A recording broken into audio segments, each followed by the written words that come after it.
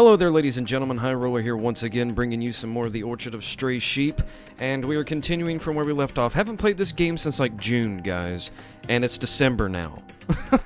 And I don't have the face cam going on because, you know, it's too much shit to set up. You know. So I'm just gonna be doing this. It's a narration type game anyway. So I mean, but anyway, from the last video, which I lost all my data and I had to click like 400,000 times on my mouse here just to get to this point to where I'm at now.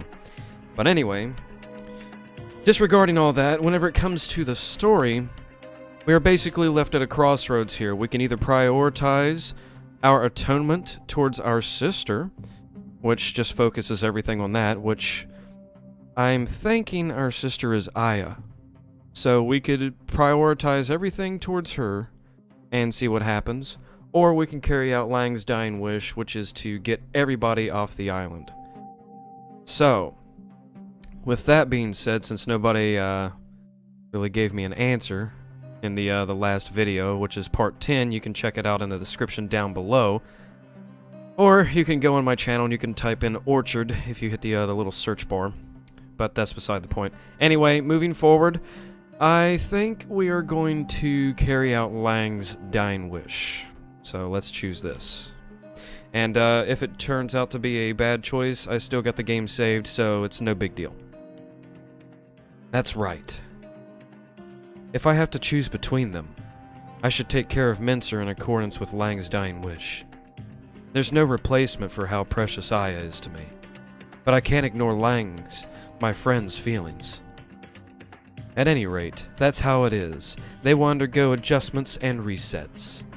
I am warning you not to cause any trouble like Lang did, or what you did during the Peeler incident.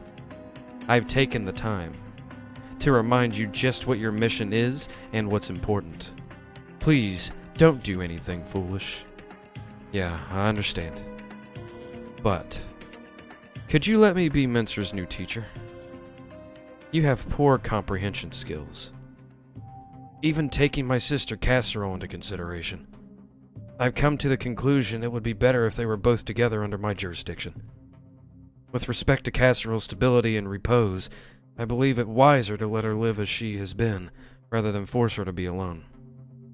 I will also take on the responsibility of carrying out Mincer's adjustment. Stability and repose. Shock therapy is always an option. It was a joke. Don't scowl like that.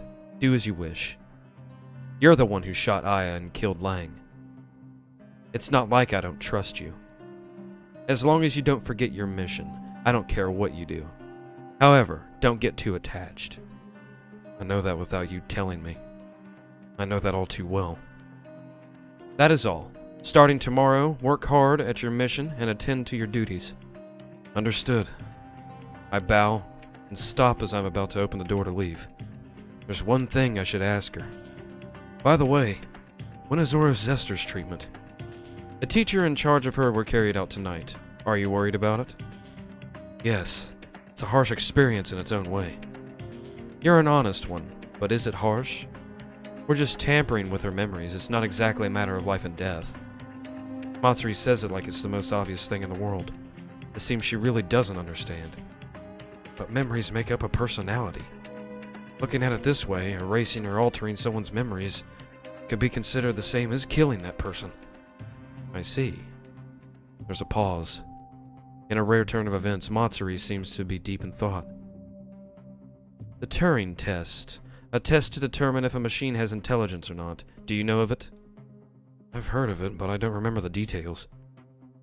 It was a thought experiment of the old era in the field of artificial intelligence.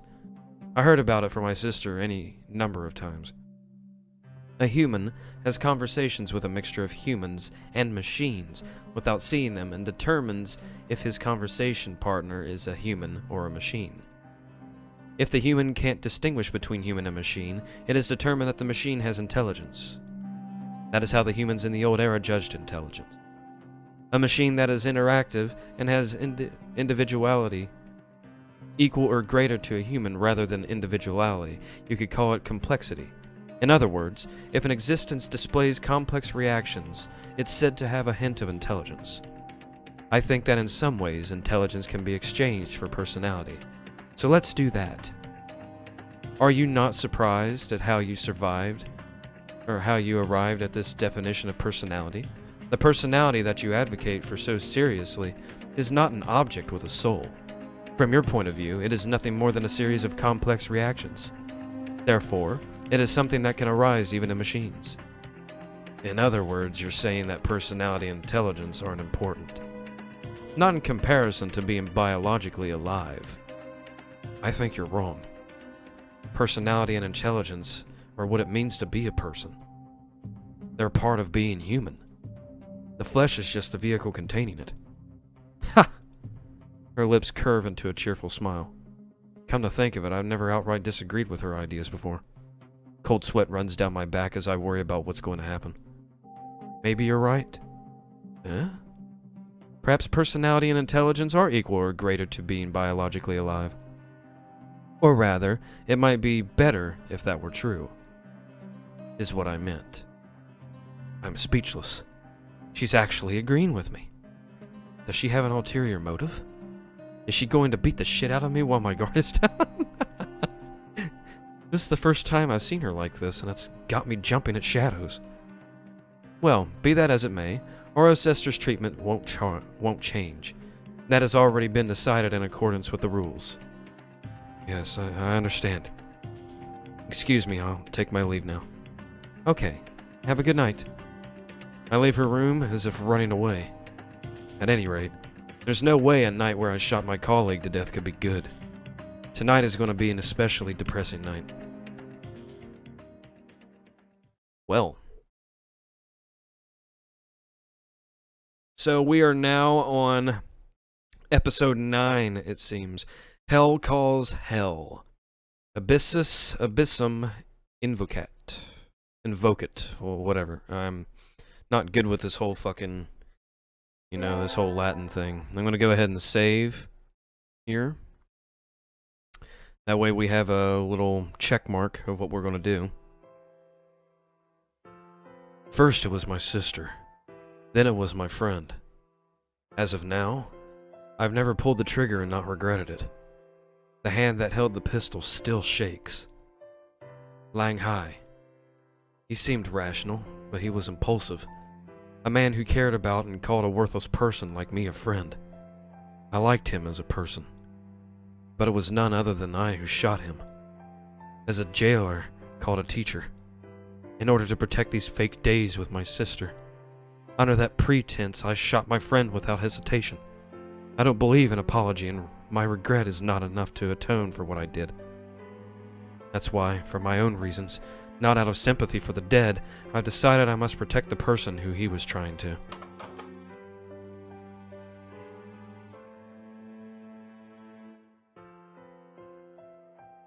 I'm coming in. Oh, Ishiru. Have you decided what to do with me? In a corner of the dimly lit room, Mincer is standing as if blending into the darkness. Matsuri prepared this room specifically to quarantine Mincer. You will undergo an adjustment, the details of which are up to me. I will also be taking over as the teacher in charge of you. I see. Adjustment, huh? She mutters the word back and smiles bitterly. Do you understand what that means? I heard the details from Mr. Lang. She shrugs as she answers. Her tone doesn't seem much different than normal. She sounds calm. Are you not scared?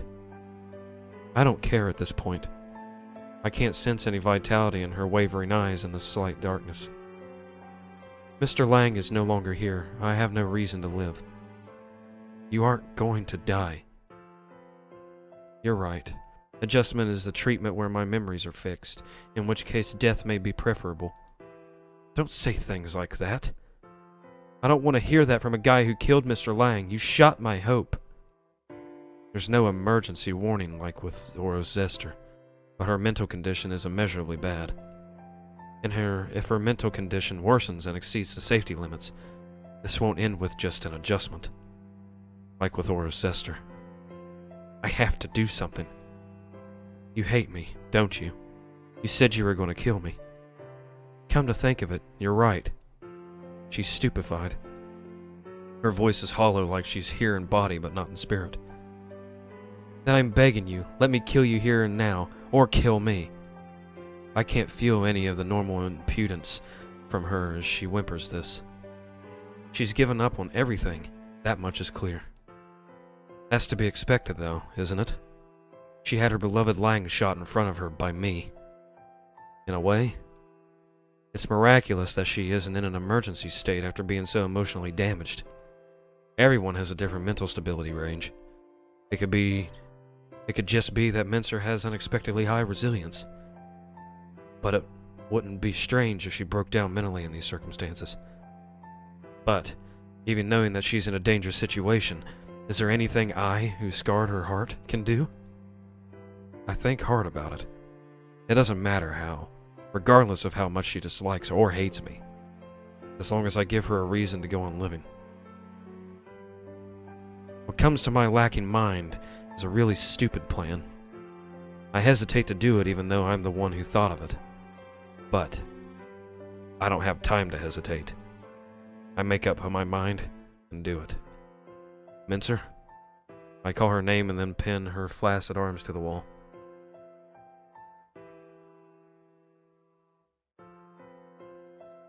Oh shit. Her eyes shake in surprise. Her eyelashes flutter before my eyes with a hint of moisture upon them. A hint of strength returns to her arms that I have pinned to the wall. She moans and tries to turn her face away, but I continue to pin her with my lips.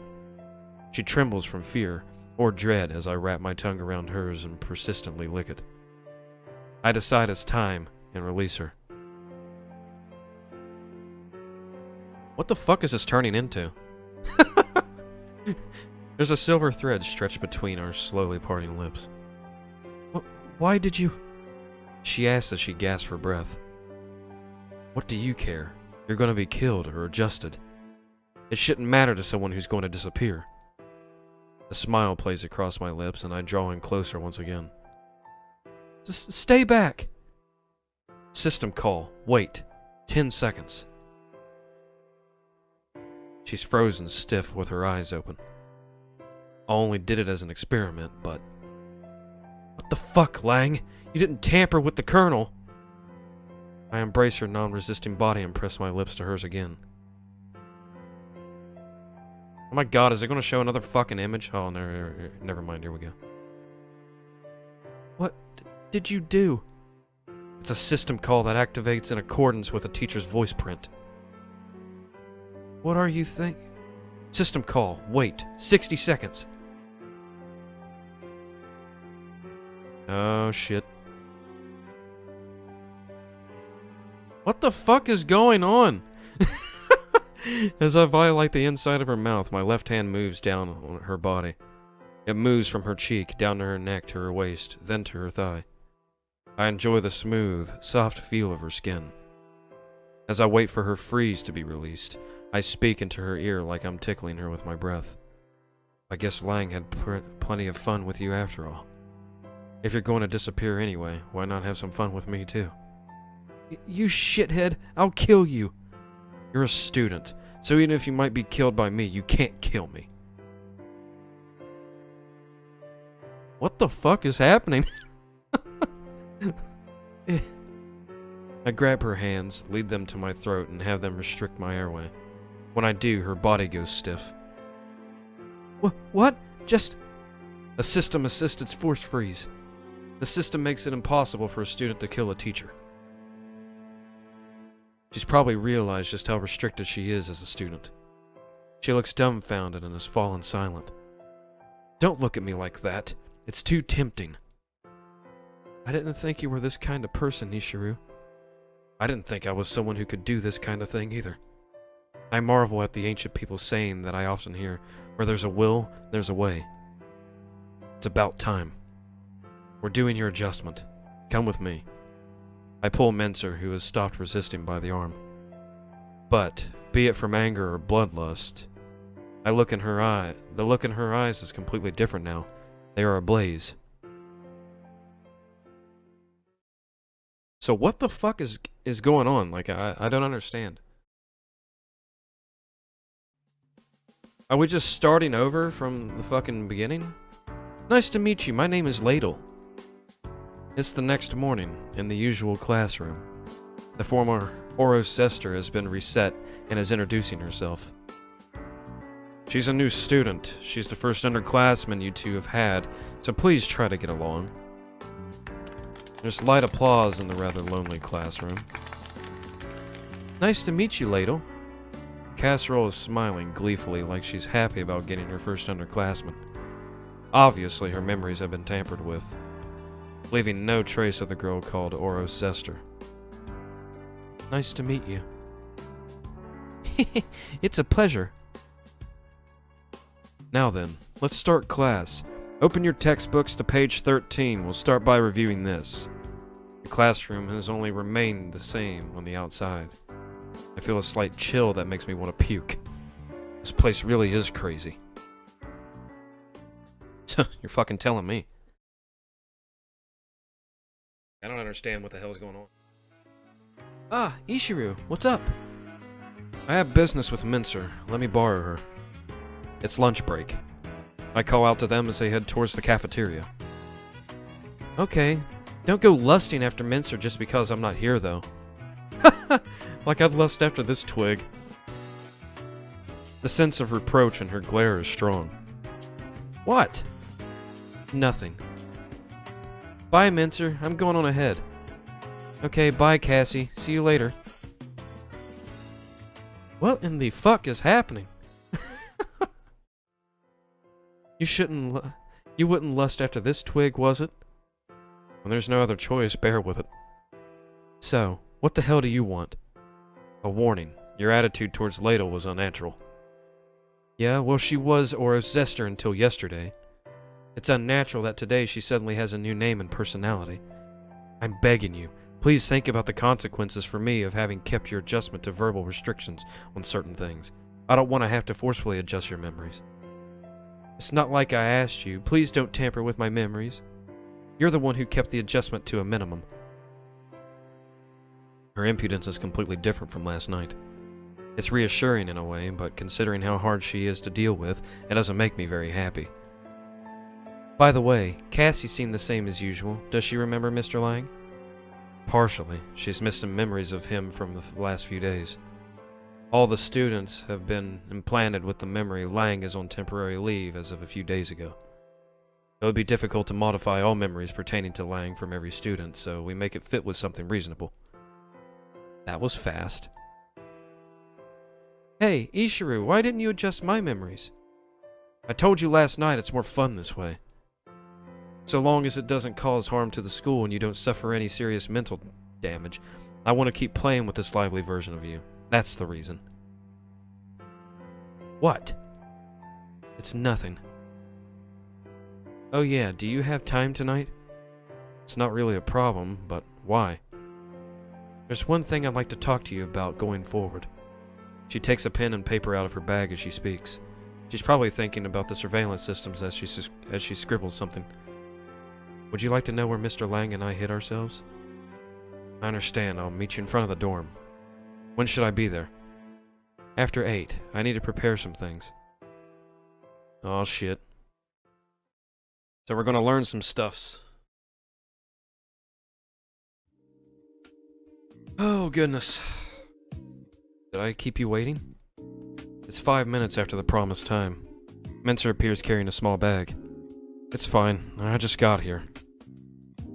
She looks like she wants to say something. What? That line is so old-fashioned, it gives me the creeps. That's what I was going for. We aren't on good enough terms that we can joke and laugh together. Please act appropriately. Wouldn't it be boring if we only had formal conversations without a trace of wit? That's not what I want. That's a relief. She was like that at lunch, but she seems to be returning to normal, a little. She at least isn't in danger of falling into a dangerous mental condition like last night. You're being curt today. Of course, you killed Mr. Lang and did that horrible thing to me. If you're expecting me to be friendly towards you in spite of that, you need to go to the doctor and get your head checked. Okay, let's go. Time is precious. Yeah. I follow her and her pigtails that are swinging like pendulums. We head into the forest and towards the shoreline. I feel like this chapter is going by pretty fast. The stars are sparkling and the sound of the waves is loud. This brings back memories. I came here with Peeler a lot. So you can talk about her in such a composed manner. I'm not as composed as I look. I wonder about that. So, how far are we going? There's a cave below the cape up ahead. We're going in there. It's completely dark. Focusing on Mincer's distinctive figure as she leads, I follow after her.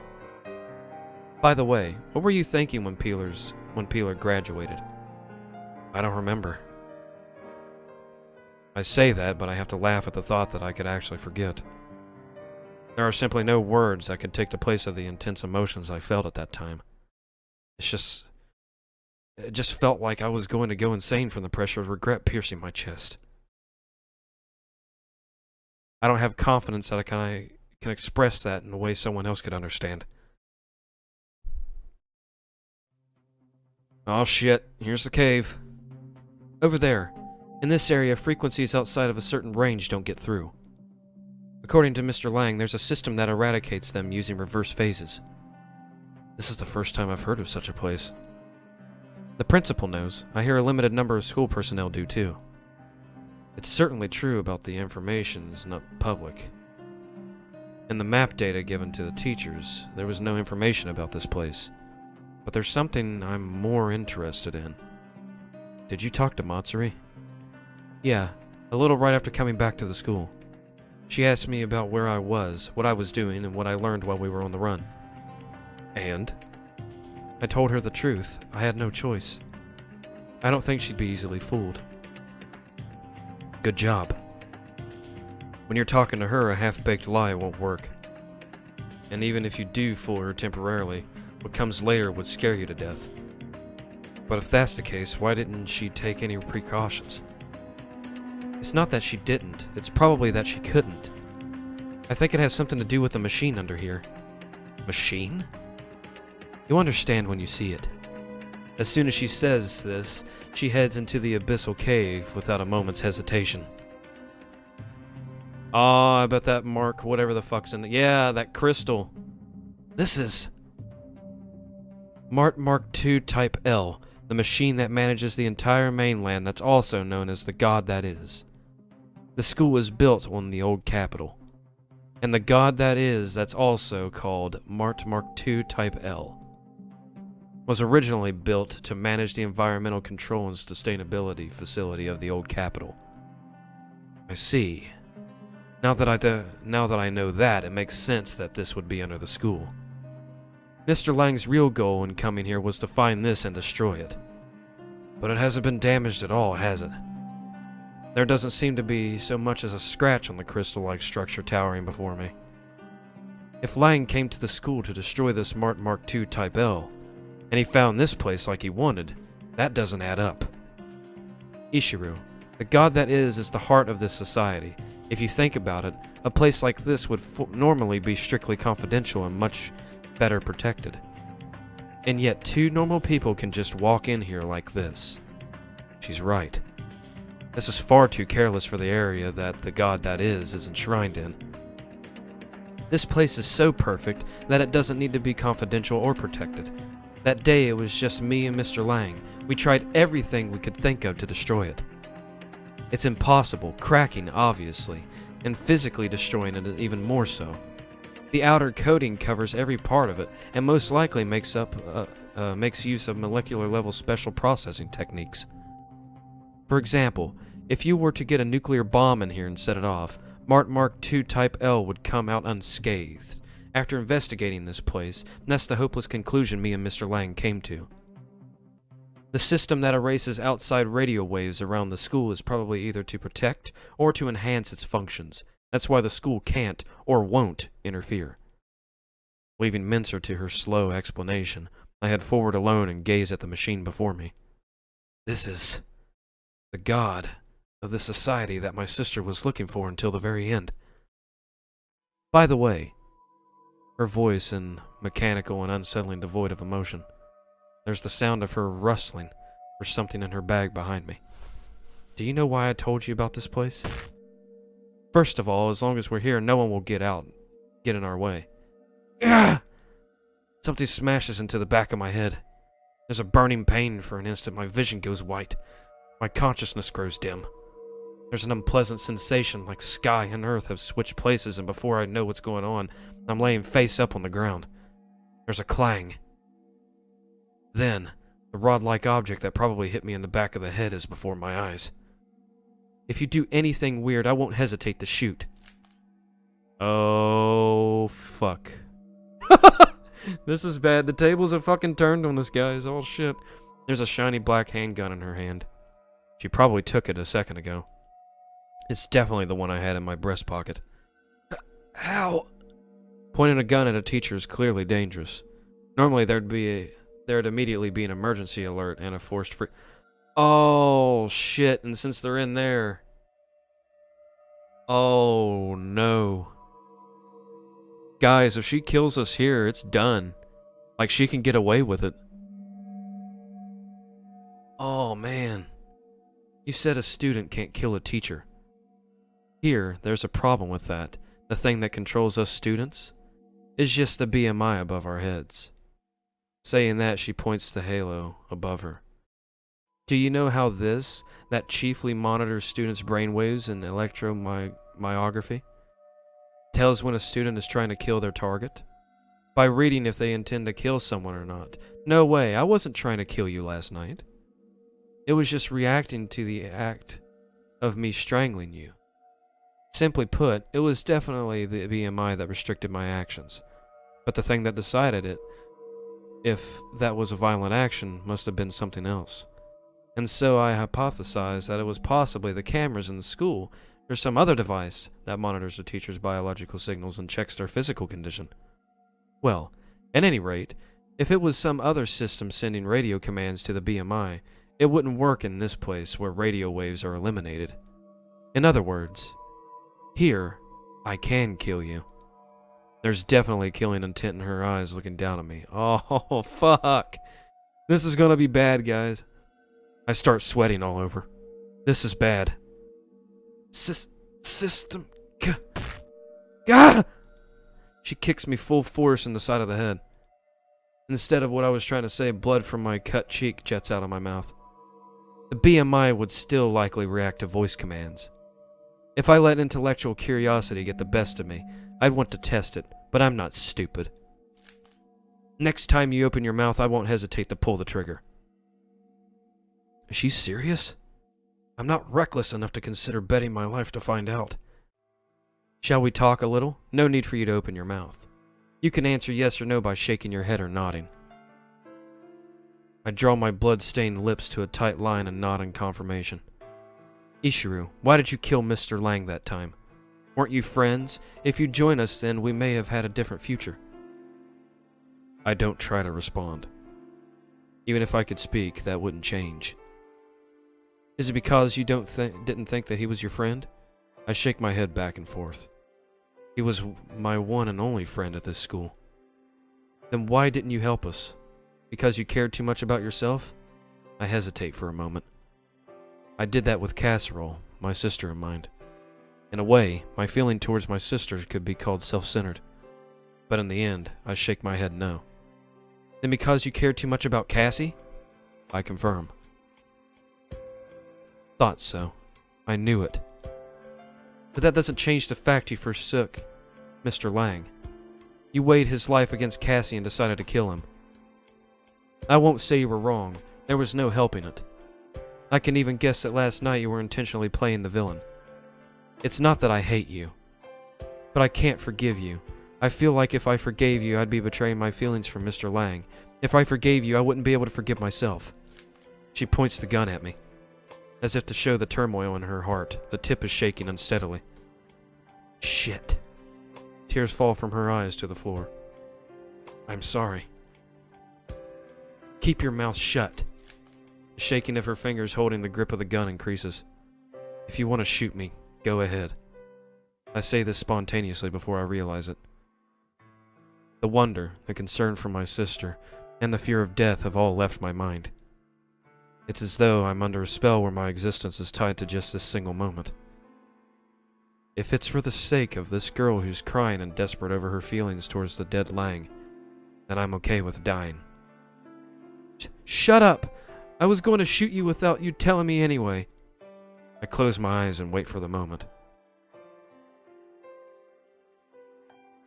But the decisive moment doesn't come. Why? When I open my eyes, Mincer has fallen to her knees, clinging to the handgun. Why can't I shoot? She puts her hands on the floor and weeps. Hey, Ishiru, it looks like I won't be able to forgive myself. I couldn't save Mr. Lang. I couldn't shoot you for his sake. He wouldn't be happy if you were hurt. So what should I do? How am I supposed to mourn him? A sinner should atone for their sin as a sinner does. Eh? System call. Freeze. Mincer collapses to the floor as if she were a puppet whose strings were cut. She doesn't move a muscle. Why are you here? I confirmed with the GPS that you and Mincer had disappeared in the vicinity. I learned from before, so I had a good idea where you guys might be. Although, I didn't think you'd have a student pointing a gun at you. She says that and sighs, then takes the gun Mincer is holding and throws it at my feet. I heard from someone in charge that your adjustment of her only restricted her speaking on certain matters. You have a weak endgame. That's why you're such a dangerous situation. Your opponent is a former felon. Be a little more careful. But she didn't pull the trigger. Merely a failed attempt. Legally, it's still clearly a violation. Her voice when she says violation is more stern than usual. What do you intend to do with Mincer? Well now, promptly having her graduate might be amusing. Are you serious? I'm shocked. What if I do? What can you do about it? Please don't harm her. Suddenly graduating her is just too cruel. Also, Mincer only acted on her feelings towards Lang. I wasn't purely out of malice. I can't bring myself to blame Mincer. Ha! It's a heavy sigh just for show. Whenever I talk to you, it almost feels like I'd be mistaken for the bad guy. You seem to have forgotten, so I'll warn you again. These girls are criminals, especially deranged ones. The crimes of student 3614, Mincer, were exotic pleasure killings. The crimes of student 3614... Wait, oh shit. She killed dozens of children, including toddlers, and ate them. What the fuck? She's not purely a political offender like your sister.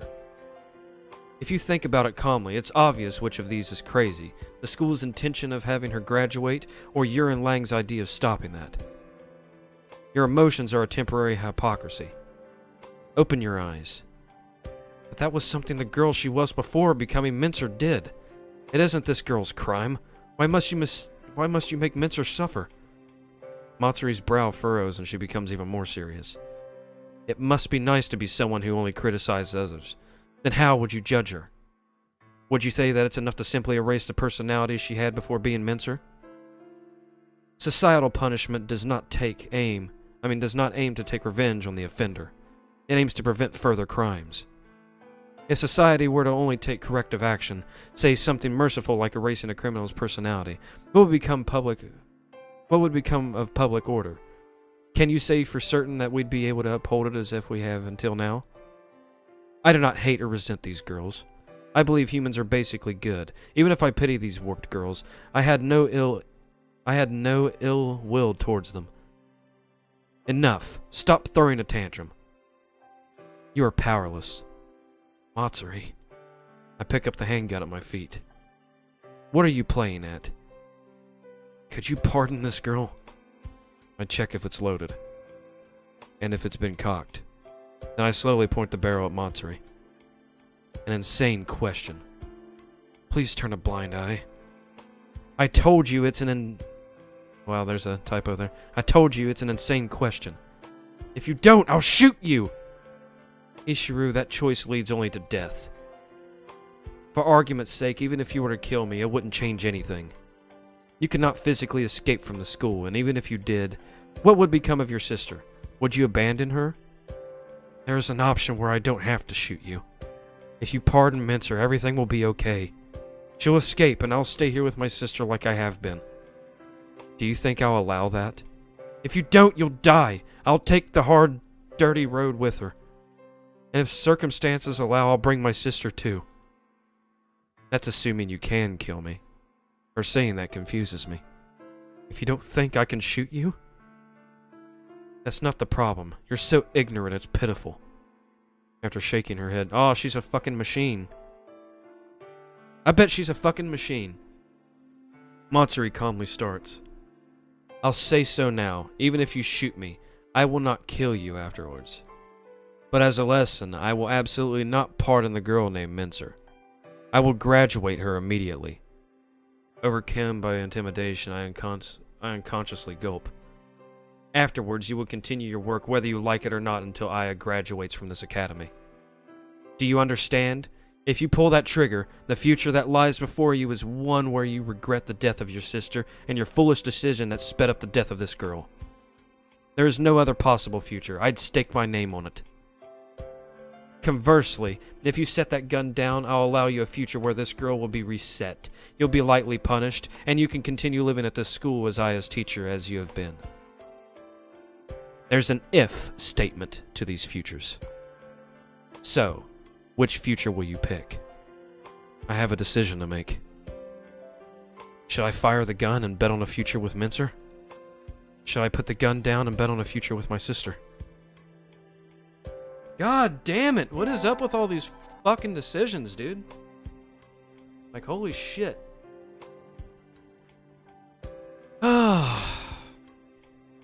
I really don't know at this point.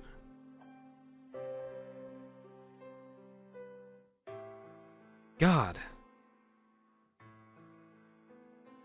I don't know. I think I'll leave it up to you guys. You know, like the last one that you guys didn't really respond to, but I think I'll leave it up to you guys. So even if it takes like 3 or 4 years for you guys to even fucking say anything, then so be it. Okay? But as of right now, that's how it's gonna be. And I don't fucking know. Maybe I won't even do that. Maybe I'll just make a decision.